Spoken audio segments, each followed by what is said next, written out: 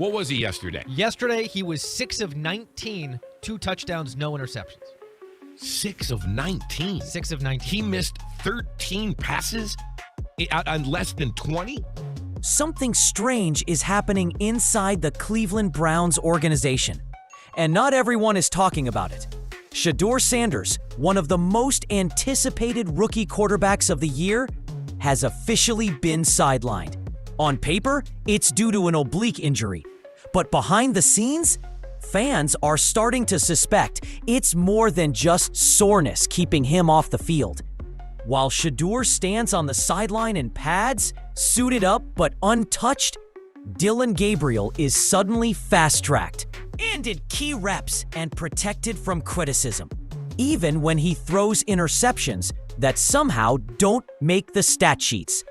The so-called injury update has only raised more questions, and the timing? Too perfect to ignore. Is this injury real? Or is this the Browns quietly choosing their QB1 behind closed doors? We're breaking down everything. The cryptic press updates, the hidden INTs, the media silence, and why many fans are calling it out as favoritism in plain sight. Shedeur went under the lights and played well. Now, in a game situation, can Gabriel do that? So I think there's a lot of pressure on him, just like there was on... Officially, Shedeur Sanders is out with an oblique injury, but that explanation hasn't satisfied everyone. According to Browns staff, the strain is minor, but not worth risking, especially for a quarterback. That sounds reasonable until you look a little closer. During the recent practice, Shedeur was fully suited up, pads on, helmet ready, yet he didn't throw a single pass, not even a soft warm-up lob. No snaps, no drills, nothing. He just stood there, almost like a symbol, present, but sidelined. Coaches say his injury would be playable if you were a lineman or receiver. So why the extreme caution now? Especially when earlier this season, players with similar injuries were eased back into motion, not completely iced out of practice. The timing couldn't be more telling. Dillion Gabriel is suddenly getting more reps, and the Browns haven't ruled out Shedeur, but they act like he's already out of the picture. That's what has fans raising eyebrows. It looks like Dillion Gabriel and Tyler Huntley for Saturday against the Eagles, and that's it. They don't want to play Joe Flacco. So it's kind of the same routine as last week in Carolina, only the other rookie will probably go 3 quarters. Is this truly about protecting his health? Or has the team found a convenient excuse to ease Gabriel into position without publicly deciding between the two? Because if you look deeper, this is starting to look a lot less like medical caution and more like a strategic benching. Listen closely to the Browns' language over the past few days, and you can spot the quiet contradictions. Head coach Kevin Stefanski won't say Shedeur is ruled out, but also admits it's inconceivable he'll play. They dress him in full gear, let him stand on the field in uniform, yet he doesn't so much as hold a football. If you're not planning to let him throw, why put him in pads at all? It's a performance for the cameras, one that makes it look like he's in the mix, even if he's already been removed from the equation. Meanwhile, the team's updates keep falling back on vague phrases like day-to-day or we're just being cautious. But Shedeur's handled pressure before. This isn't only about an injury. It's about narrative management. And here's the real tell. When pressed about his recovery timeline, no one gives a clear answer. Why? Because clarity leaves no cover. The longer they keep things cloudy, the easier it is for them to shift reps quietly, without admitting they're doing it. But if the coaches aren't saying it, the fans sure are. And so far, they're not buying the story. While Shedeur Sanders watches from the sidelines, Dillion Gabriel is stepping into the spotlight, whether he's earned it or not. And fans have noticed. He's not just filling in, he's being treated like the next starter in waiting. Gabriel's received reps with the first team, thrown to starters, and participated in high-leverage situations, without the level of scrutiny Shedeur has faced from day one. Even more suspicious, his mistakes are being quietly brushed aside. Just this week, Gabriel threw an interception during a 2-point attempt, and it disappeared from the stat tracker entirely. If that had been Shedeur, social media would have exploded. Sports outlets would be spinning narratives about his readiness. But with Gabriel, it's silence. This isn't just about one missed pass. It's about who's allowed to make mistakes and who isn't. Fans are asking, how can a rookie quarterback walk into first-team reps, protected by coaching staff and ignored by critics, while a proven competitor like Shedeur is treated like an afterthought the second he's unavailable? Because right now, it doesn't look like a fair battle. It looks like a hand-picked rise, and the real competition might have ended before it even began. Here's where things get really murky. During a critical two-point drill, Dillion Gabriel threw an interception. Clear, on tape, undeniable. But when the official stat tracker came out, it was nowhere to be found. Not listed, not mentioned, completely scrubbed. The reason? Technically, interceptions during two-point attempts don't count toward game stats. But let's be honest, since when has that stopped people from talking about poor QB decisions? It's not about whether it counts in box scores. It's about who gets protected. If Shedeur Sanders had thrown that exact same pick, the internet would be flooded with headlines questioning his accuracy, his vision, and his NFL readiness. Commentators would pick apart the play frame by frame. But with Gabriel, the silence is deafening.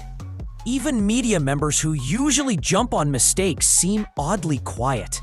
It feels deliberate, and fans on Twitter have already noticed.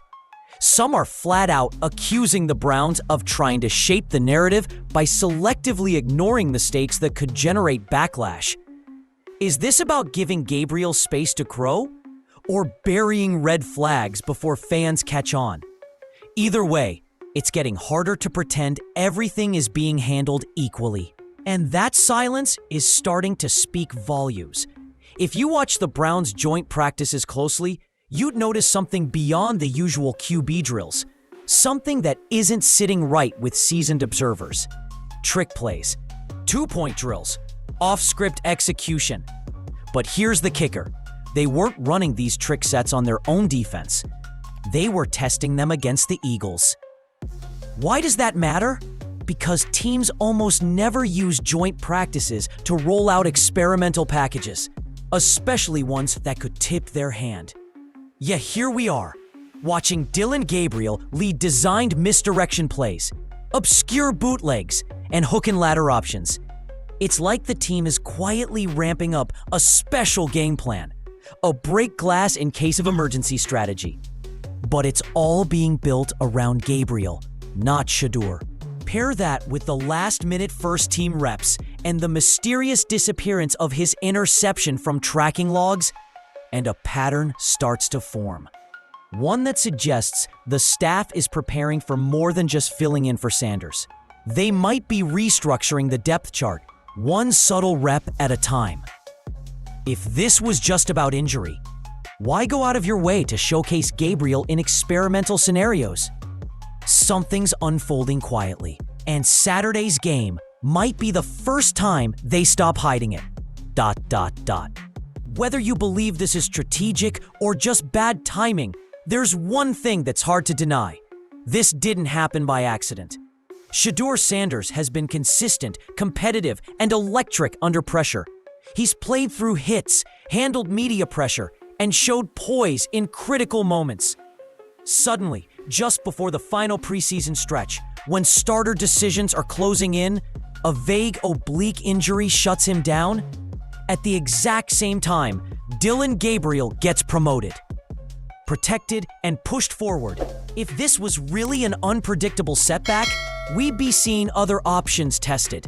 Tyler Huntley would be getting more reps. Backup rotations would be rotating, but they're not. The entire system seems to have quietly shifted around Gabriel. His plays, his timing, his moment, and now, heading into their last preseason game, with Shedeur likely out, we're staring at a situation where Gabriel gets a full-stage audition, while Shedeur watches from the sideline. The timing couldn't have been more perfect, or more suspicious, because if this was really just a soft tissue injury, why does it feel like a full-blown takeover? Fans aren't just noticing the shift, they're calling it out loud and clear. Across Twitter, YouTube, and comment sections, one question keeps popping up. Why does it feel like the Browns are protecting Dillion Gabriel and sidelining Shedeur Sanders on purpose? People are digging in. They're comparing snap counts, dissecting drop stats, and pulling clips from practices to prove their point. Some are even boycotting the Browns' upcoming game, saying they won't watch unless Shedeur plays. Others, frustrated by the double standard, are demanding answers from the coaching staff and media outlets alike. This isn't just a few angry voices either. It's entire threads filled with side-by-side breakdowns showing how the treatment of each quarterback couldn't be more different. And let's be real, fans don't forget. Especially not college football fans who followed Shedeur's journey, watched his development, and expected to see that story continue at the next level. Now they're watching it stall, not because he underperformed, but because he simply isn't being given the same stage. At this point, the controversy isn't behind closed doors anymore. It's everywhere, and the Browns are running out of places to hide. This whole situation might seem like just another preseason shuffle, but under the surface, it feels like something bigger. Because what we're really watching isn't just an injury update or a couple of quarterback reps. We're watching a franchise make deep decisions without saying a word. We're watching a silent war for QB1, one where performance takes a back seat to office politics, narrative control, and internal favoritism. Shedeur Sanders should have been the story. Instead, he's been quietly pushed off the field, first by precaution, then by day-to-day updates, and now by complete omission. And all the while, Dillion Gabriel has been rising, not through dominance, but through silence and protected opportunities. It's starting to look like the Browns have already made their decision. They've just chosen not to own it publicly. And by the time they admit it, the damage may already be done.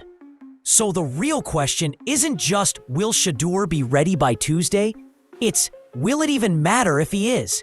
Because if this trend continues, the battle for QB1 might already be over.